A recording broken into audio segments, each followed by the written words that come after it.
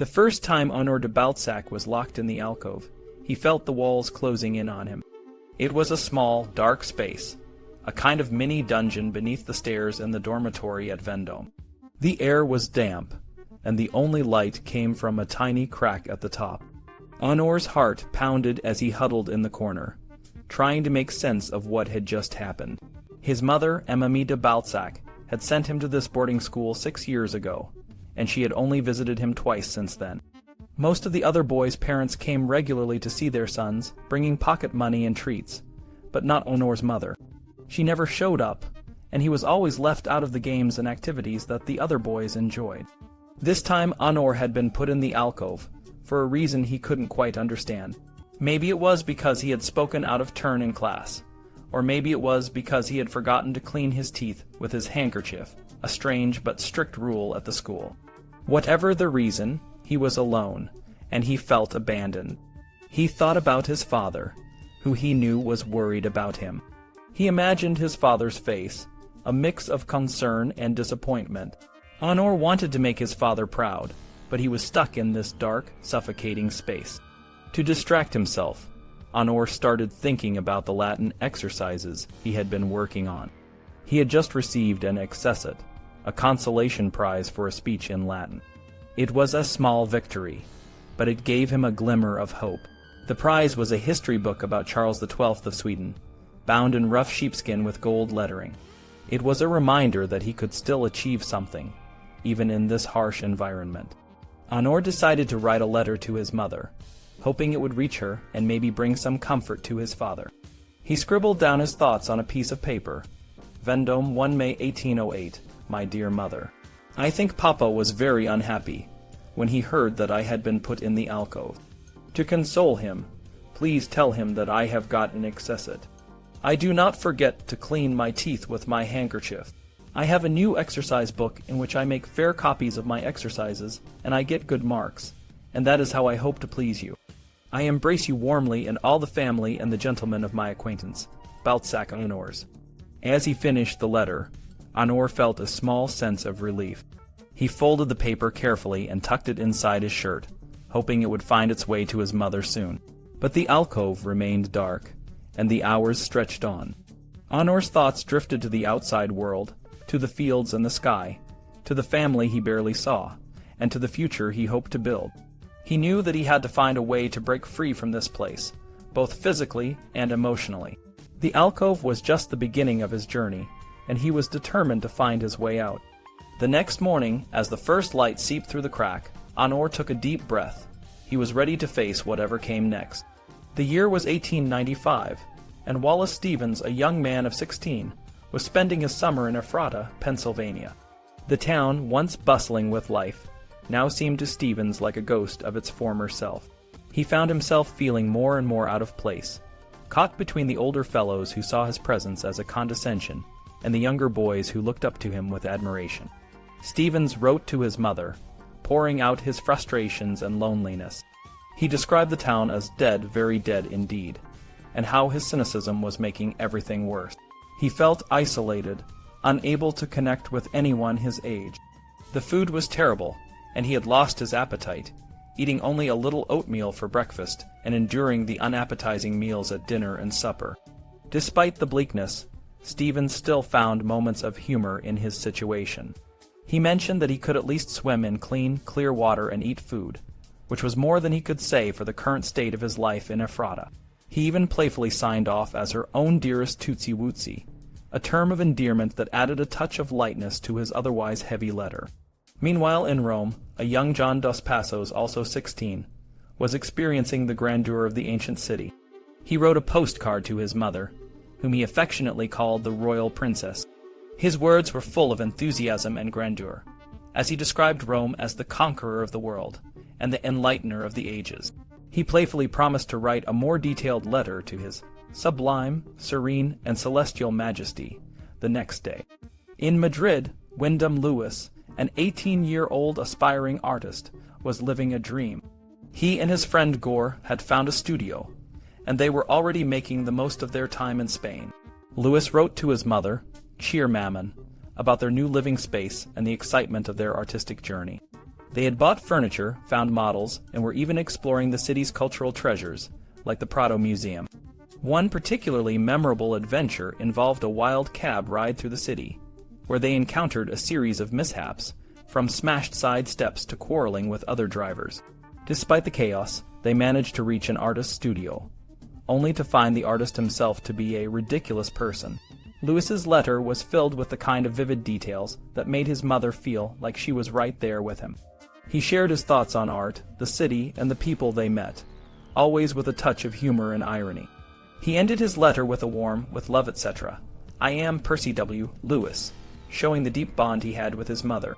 These letters, written by young men to their mothers, reveal a lot about their personalities and the worlds they were navigating. Stevens was introspective and often felt out of place, while Dos Passos was full of excitement and grandeur. Lewis, on the other hand, was adventurous and had a keen eye for the absurd. Through their words, we can see the beginnings of the great artists and writers they would become, each shaped by their unique experiences and the love of their mothers. The letters we've read so far open a window into the lives of some of the greatest literary and artistic minds in history, revealing a side of them that's often more personal and vulnerable. These letters, written by young men to their mothers, show us that even the most famous figures were once just kids, with their own fears, dreams, and quirky moments. Victor Hugo, the man who wrote epic novels like Les Miserables and The Hunchback of Notre Dame, was once a little boy who missed his mother dearly. In his letter, he sounds like any other child, feeling lost and lonely without his mom. He talks about his daily routine, his studies, and the kindness of Mr. Foucher, who took him to the museum. But what stands out is his simple, heartfelt plea, "Mama, Mama." It's a cry that echoes through time, reminding us that even the most powerful voices can be very young and very scared at times. Yves Lenoir, the English novelist known for his sharp wit and dark humor, shows a different side in his letter to his mother. He's deeply worried about her illness, and his world feels different and less bright because of it. The concert, which he usually looks forward to, now seems meaningless. His letter is filled with love and concern, and he promises to return home soon. This glimpse into his younger self reveals the deep connection he had with his mother, even if their relationship later became more complex. Tennessee Williams, the playwright who explored the dark and sometimes twisted aspects of human relationships, was once a bright-eyed and innocent teenager. His letters from his travels with his grandfather are full of wonder and excitement. He describes the luxurious hotels, the famous people he meets, and the historical sites he visits. His descriptions are vivid and full of the kind of joy that only a young person can feel when experiencing something for the first time. His mother, Edwina, must have been thrilled to read about his adventures, and his playful tone hints at the writer he would become. Wolfgang Amadeus Mozart, the child prodigy who composed some of the most beautiful music in history, was also a mischievous and curious boy. In his letter, he shares a funny anecdote about riding a donkey in Italy, and he describes a holy man who might not be as saintly as he seems. Mozart's playful and candid nature is evident in his words, and it's easy to imagine him as a young boy full of energy and curiosity, much like the characters in his operas. William Carlos Williams, the poet who balanced his life between medicine and writing, was once a young man struggling with a waltz. His letter to his mother is a mix of frustration and humor. He describes his awkward dance moves and the embarrassing moments he had at the party. Despite his initial struggles, he found a way to make the best of the situation, and his letter ends with a warm and loving message to his family. Gustave Courbet, the painter who defied the conventions of his time, was already a determined and willful young man at 18. His letter to his family is a declaration of his desire to pursue his own path. He sells his school uniform, refuses to stay in school, and demands to be taken out. His determination is clear, and he's willing to do whatever it takes to follow his dreams. This letter foreshadows the iconoclast he would become, a man who was not afraid to challenge the status quo. Nikos Kazantzakis, the Greek author who wrote Zorba the Greek, was a playful and caring son. His letter to his mother and sisters is full of banter and affection. He jokes about their cooking, encourages them to learn new things, and even promises to join a dancing school. His love for his family is evident in every word, and his letter paints a picture of a man who valued the simple joys of life and the connections he had with his loved ones. Charles Baudelaire, the poet who explored the dark and sensual sides of life, was already a sensitive and thoughtful young man. His letter to his friend, though not to his mother, reveals his deep connection to his childhood and the sensory experiences that shaped him. He talks about the beauty of his early years, and how those memories influenced his later work. His words show that even as a young man, he was already attuned to the world around him, a trait that would define his poetry and prose. These letters, written by young men to their mothers or close family, offer a unique glimpse into their lives. They show us that behind the famous works and public personas, these individuals were once just kids, with all the same hopes, fears, and dreams that we all have. Their journeys from childhood to fame were marked by moments of vulnerability, curiosity, and deep love for their families. In these letters, we see the seeds of the great artists and writers they would become. Charles sat by the window, his eyes tracing the raindrops as they slid down the glass. It was a gloomy afternoon, the kind that made the house feel quieter, more enclosed.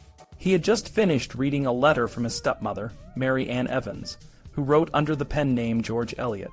Her words always brought a sense of comfort, a reminder of the world beyond the confines of their home. Mary Ann had always been a steady presence in his life, a figure of warmth and intelligence. She was not his biological mother, but she had taken on the role with a grace and tenderness that had filled the gaps left by his own mother's passing. Her letters were a blend of practical advice and heartfelt affection, and Charles found himself looking forward to them more than he would admit. In her latest letter, she had written about her travels, the people she met, and the books she was reading. But what struck Charles the most was her reflection on the nature of love and family. She wrote, "Love is not just a feeling, Charles. It is a choice, a daily commitment to care for those around us. Your father and I have chosen this path, and I hope you can see the beauty in it." Charles thought about her words as he watched the rain. His father, George Henry Lewis, was a man of many talents, a philosopher and a writer.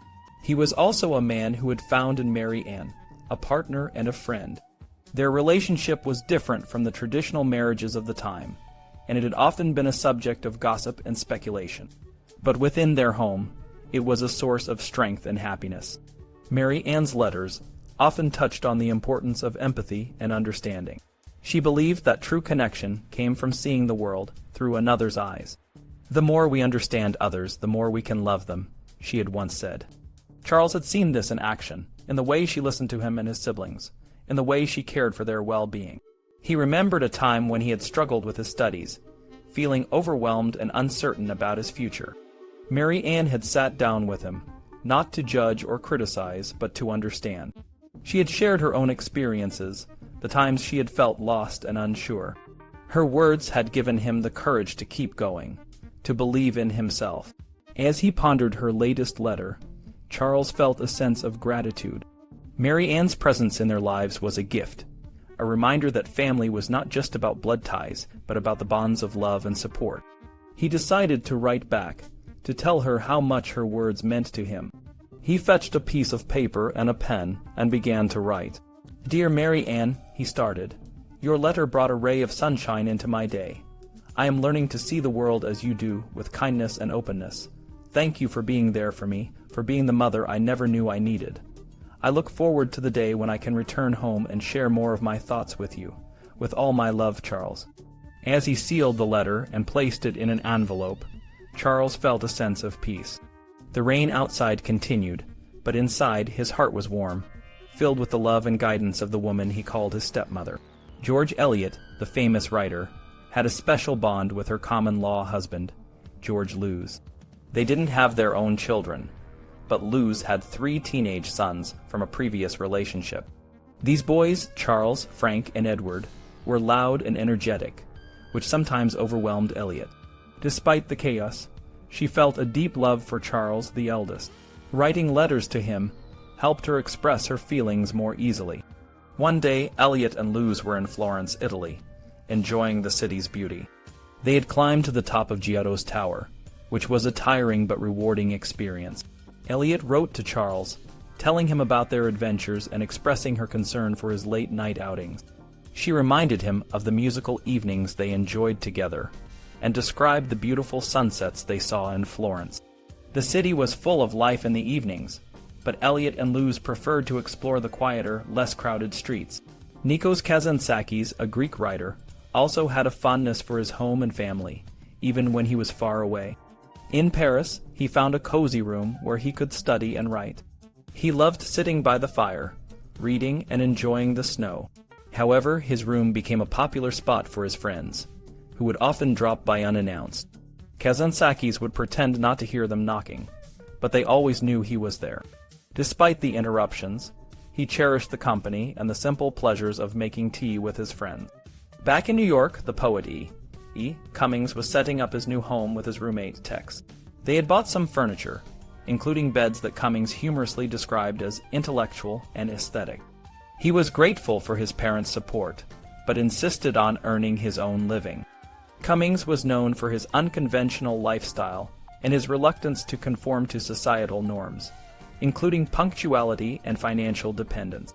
In Paris, the artist Gustave Courbet was determined to find a large room for himself, a place where he could both live and work. He rented a former chapel and was excited about turning it into his studio. However, he needed to buy furniture, including a bed and a mattress. He wrote to his family, asking them to send him linens and other essentials. Courbet was independent and proud of his new space, even though it came with its challenges. Paul Klee, a Swiss painter, was also in Munich studying art. He was content with his life there, but found the academic system challenging. Drawing nudes was something he enjoyed, but he was wary of the conventional methods taught at the academy. Klee appreciated the support of his mother and the camaraderie with his fellow students, even if they sometimes pushed him out of his comfort zone. Wyndham Lewis, an artist and writer, was living a bohemian life in Paris. He wrote to his mother, sharing his experiences and his forgetfulness about his age. Lewis was charming and adventurous, and his letters to his mother revealed both his artistic ambitions and his practical concerns, like sending laundry back home. Vladimir Nabokov, a Russian writer, understood the importance of having a personal space. He once wrote about the frustration of not having a room of his own, highlighting the struggle of many young artists and writers who need a place to create and think. Nabokov's reflections on the need for solitude and a private space resonated with many who aspire to live and work creatively. These stories show how artists and writers, despite their different backgrounds and eras, often face similar challenges and find solace in their personal spaces, their families, and their creative pursuits. Nabokov's letter to his mother, written in the early hours of the night, captures a deep sense of longing and loss. Despite the darkness and the silence, his thoughts are filled with the vivid memories of his childhood home in St. Petersburg and the estate at Vyra. The willow herb, the wooden chairs with fretwork backs, and the park that he once called paradise, all these images are etched in his mind. But the reality of his situation is stark. He and his family have been forced to leave their homeland, and the life they once knew is now just a distant dream. Nabokov's words reflect the pain of this realization, and the desperate hope that one day, somehow, he will return to the place that shaped him. Joseph Spence, a scholar in Oxford Don, found himself on a grand tour of Europe as a companion to the young and wealthy Lord Middlesex. In his letter to his mother, Spence describes the luxurious lifestyle and the peculiarities of the places he visits.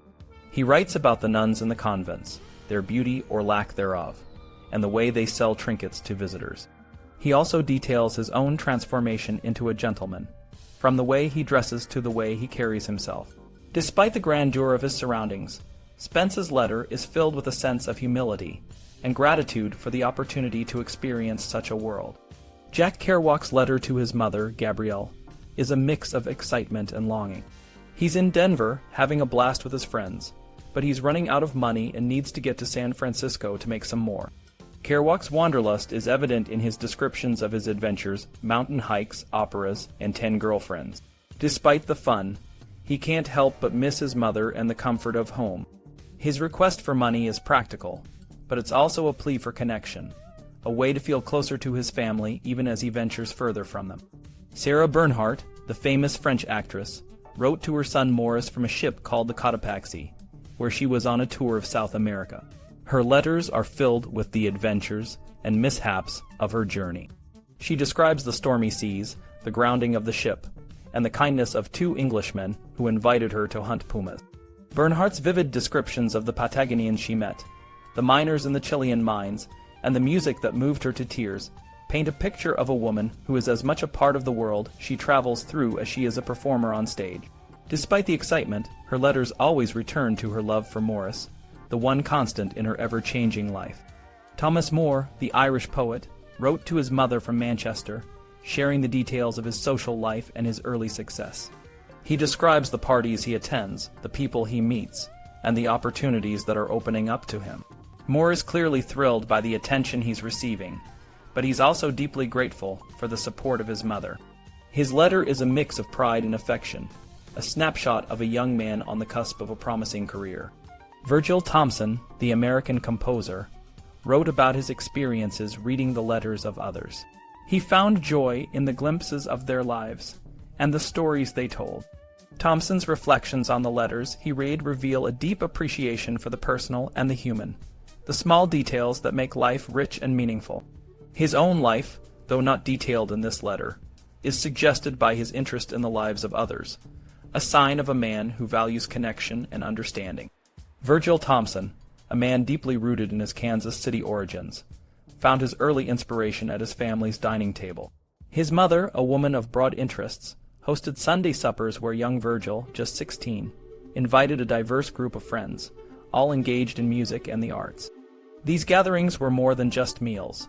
They were vibrant discussions and debates, a kind of training ground for the intellectual salons he would later participate in, both in New York and Paris. One of his most notable collaborations was with Gertrude Stein, resulting in the opera Four Saints in 3 acts. In a letter to his mother, written during his military service in World War I, Virgil paints a vivid picture of the soldiers at a YMCA camp, where he found a quiet corner to write. The tent was noisy, and the camp life was taxing, but the Y provided a respite. He describes the soldiers' various postures as they write letters, some sprawled out, others hunched over, and the left-handed ones writing almost upside down. He notes the contrasting tones of the letters, from heartfelt declarations of love to complaints about the food and weather. Despite the differences, Virgil sees the sincerity in each one, recognizing that the complaints might persist no matter where the soldiers were. He also shares a humorous anecdote about his kitchen police duties, detailing the various tasks he performed, from peeling potatoes to emptying garbage. Meanwhile, Marcel Proust, the French writer, found his deepest inspirations in the most mundane moments. In a letter to his mother, he describes his interactions with the Comte Dieu and other aristocrats, noting their manners and behaviors with a mix of amusement and observation. Proust's attention to detail and his ability to find the extraordinary in the ordinary are evident, even in these casual letters. He shares a quote about M. Joubert, a man whose bed was surrounded by the wits and beauties of his time, drawing a light-hearted comparison to his own life. Gustave Courbet, the renowned French painter, kept his family informed of his daily life through his letters. In one, he sends his dirty laundry and woolen socks, requesting a supply of cotton socks. He also mentions sending some songs and illustrations he had done for a friend, showing his multifaceted talents and the importance of family support in his artistic endeavors. Gustav Mahler, the Austrian composer, received a letter from his mother, Marie, urging him to settle down and stop changing his lodgings so frequently. She worried about him, forgetting his belongings and running out of clothes. Her concern for his well-being is evident, and she asks him to bring a bottle of French brandy when he visits home, blending practicality with a touch of indulgence. Henri de Toulouse-Lautrec, the French artist known for his vibrant illustrations of Parisian life, shared his daily routine with his mother. He describes his lack of energy to go out, preferring the warmth of his studio. He mentions his desire for a stocking cap and slippers, highlighting the comfort and support he seeks from his family. Gustave Flaubert, the author of Madame Bovary, responded to his mother's suggestion that he marry with a firm refusal. He explains that after years of living an inner, analytical life, he feels too old to change. Marriage, he believes, would be an apostasy, and he is content with his chosen path. He also mentions his physical changes, noting that he is growing bald and fatter, preparing his mother for the changes she will see when they meet. Anthony Trollope, the prolific Victorian novelist, wrote to his mother about his upcoming marriage and the question of where he and his wife would live. He defers to her taste, especially regarding the color of the drawing room curtains, showing his respect for her opinion and the importance of family in his life. Wyndham Lewis, the British artist and writer, found himself in a tricky situation while staying in Holland. He wrote to his mother about his plan to leave early to avoid a potential marriage to his landlord's daughter. He explains his reasons and requests her immediate help to extricate him from this situation, emphasizing his dedication to his art and his desire to avoid a bourgeois lifestyle that would stifle his creativity. These letters provide a glimpse into the personal lives of these artists and writers, showing the ways in which their families and daily experiences influenced their work and shaped their identities. Percy Bysshe Shelley, the Romantic poet, found himself in the midst of a difficult situation. He had eloped with his young wife, Harriet, and was now faced with the disapproval of his family and the scrutiny of his host. Despite the challenges, he decided to maintain a sense of dignity and independence. He wrote to his mother, requesting the return of his galvanic machine and solar microscope, which he had left at Field Place. These machines were not just curiosities, but essential tools for his philosophical pursuits, a reminder of his love for science and exploration. Shelley's letter to his mother was a mix of affection and a plea for understanding. He assured her that he was happy, despite the temporary estrangement from his family. He hoped that his mother would see beyond the scandal and recognize the depth of his commitment to his new life. He promised to do whatever he could to support his family, even from a distance, and hoped that his mother would find it in her heart to forgive him. Vladimir Nabokov, the brilliant Russian author, wrote to his beloved from Solis Pont, a picturesque village in the Alps Maritimes. He described the beauty of nature around him, the sunsets that tasted of apricots and peaches, and the whimsical scene of a chick climbing onto a rabbit's back. Nabokov's letter was filled with the kind of sensory detail that would later become a hallmark of his writing. He longed for his dearest and promised to return soon, as the sun was not the same without her. Robert Louis Stevenson, the Scottish writer famous for his adventure stories, wrote to his mother from Frankfurt, sharing his experiences at the opera. He found the intensity of the performance overwhelming, and had to leave before it ended. He retreated to a beer hall, where he brooded over a half-glass of beer. Stevenson's letter revealed his deep empathy, and the way he often felt more connected to the emotional power of art than to the real world. He wished that life could be as dramatic and meaningful as an opera, but acknowledged that the mundane aspects of daily life would always get in the way. Ezra Pound, the American poet and a key figure in the modernist movement, wrote to his mother from London, complaining about the countryside and his upcoming visit to Stone Cottage. He planned to buy luxurious undershirts with his birthday money, but was frustrated by the loss of his hat. Pound's letter was characteristically blunt and opinionated, reflecting his commitment to the avant-garde and his disdain for the conventional. He praised the sculptor Epstein, despite his poor hygiene, and lamented the difficulty of staying clean in London. Marcel Proust's mother, Jean, penned a lively and observant letter from the Louvre, describing the museum's visitors and the art they admired. She painted a vivid picture of the old women struggling to capture the essence of the classics, and the English tourists hurriedly following their guide. Jean's letter was a testament to her keen eye for detail and her ability to capture the essence of a moment, much like her son would do in his writing. William Randolph Hearst, the American media magnate, wrote to his mother, Phoebe, expressing his newfound passion for art and architecture. He described his visits to galleries and his desire to own the works he admired. Hearst's letter revealed his growing ambition and his early fascination with collecting, a passion that would define his later life and lead to the creation of Hearst's Castle. These letters, written by some of the most celebrated figures in literature and art, offer a glimpse into their personal lives and the emotions that drove them. They were not just famous for their works, but also for the depth of their feelings and the complexity of their relationships. Despite the challenges they faced, they remained connected to their loved ones and to the world around them, finding beauty and meaning in the most unexpected places.